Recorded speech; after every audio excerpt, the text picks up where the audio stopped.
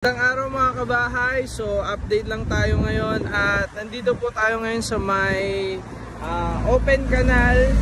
So ayun, kung makikita nyo dun sa area na yon, yun yung arko ng Imus. Tapos ito, itong tinatayuan natin, Gentry na to. So, itong open canal ay nandito yung boundary ng Imus at Gentry. Tapos dito guys, update lang tayo. Kung mapapansin nyo, merong ongoing construction. Yung ongoing construction na yan ay yan mismo yung Calax dito sa Imus exit o sa open canal exit. So yan yung Calax na ginagawa. So hindi ko lang alam kung kailan possible matapos yan, pero ongoing.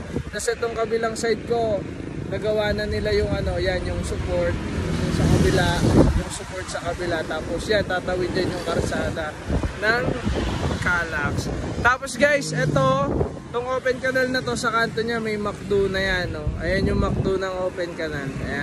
Ayan guys, nakikita yung signage. Tapos mula dito guys, mga 500 meters na lang ay nandun na po yung Lanelo Heights na binibenta po natin dito sa may open canal. Tapos ang alam ko, nakita ko sa mga posts and i-update ko din kayo sa susunod na yung SM Gentry ay ginagawa na doon naman sa may kanto ng River Park. Dito rin yun, along open canal din po yun, yung malaking SM na gagawin dito, yung SM General Trias.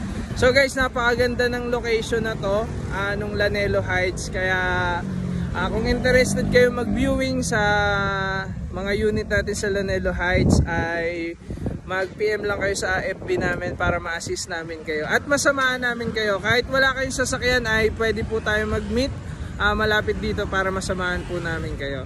So yun lang guys, and God bless.